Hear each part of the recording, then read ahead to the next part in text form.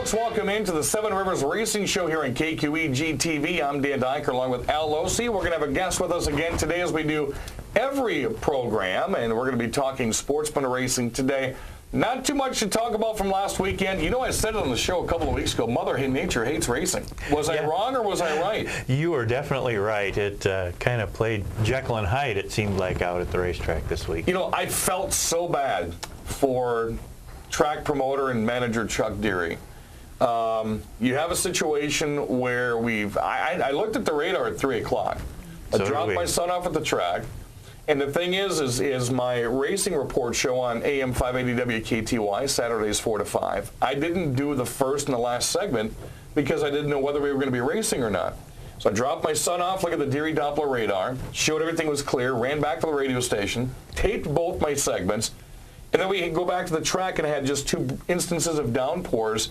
And it looked as though things were going to dry up. It looks like we were going to get rid of the race, and that one last sprinkle shot it. Yeah. And when you knock out, we were going to knock out qualifications for both classes. Yep. Still wouldn't have got started until 8:15, 8:30, and could not have got a full show in. It was really a no-win situation for everybody out there because of Mother Nature. The track and everybody at the track did everything they could to keep that track dry. And it just got to the point, even though the sun came out afterwards and it cleared up, there was nothing, the track still wouldn't have dried fast enough. The track made the right choice.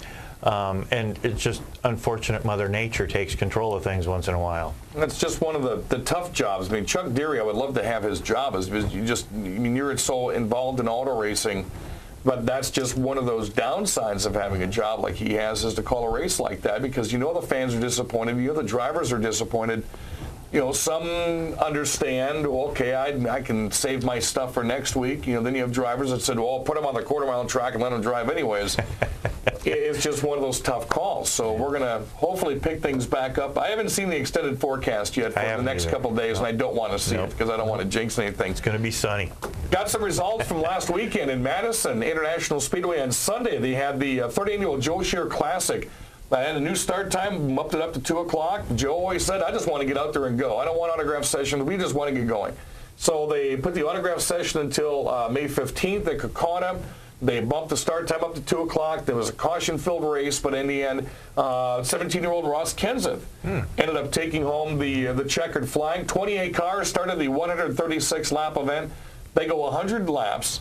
Then they have a pause to work on your cars, and they have a 36-lap shootout. I like that format. It is a very nice format. It gives the teams a chance to make the cars go faster, makes the competitive good, especially for Joe Shear and the classic that they put on there. Michael Bilderback was second, followed by Andrew Morrissey, Jacob Gady, and Nathan Haselite. Brian Reffner set the quick time. Looking at some of the drivers that you'll see in here at the La Crosse Fairgrounds Speedway, Tim Schendel out of Sparta had some early problems, ended up finishing 8th. Thor Anderson out of Bondurant, Iowa, finished 19th. Steve Carlson won the race last year in the championship. Had a tough go at it. He quit on lap 92, the car did, and he finished 20th. Skylar Holzhausen, who won one of the races earlier in the day, ended up finishing 28th out of Bangor. And Skylar doing a nice job so far at the La Crosse Fairgrounds Speedway. Also, the Truck Tour, ASA Midwest Truck Tour, opened up on Sunday at MIS. Bobby Wilberg beat the famous John Wood racing team in John Wood. Chris Merrick won the ASA Sportsman Tour event. And Eric Melby, Scott Nell rounded the top 3 there.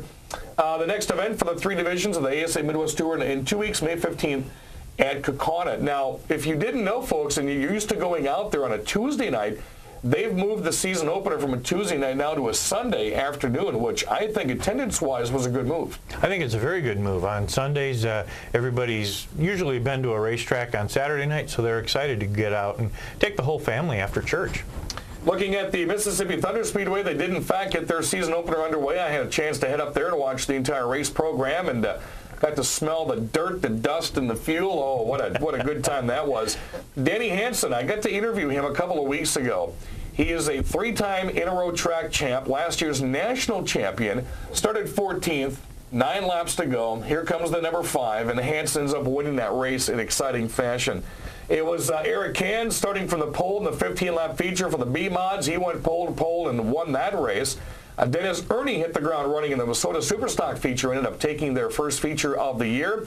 The Amon feature was nice. Keith Foss, last lap pass to win the checkered and the feature. Holy cow, that's awfully fun.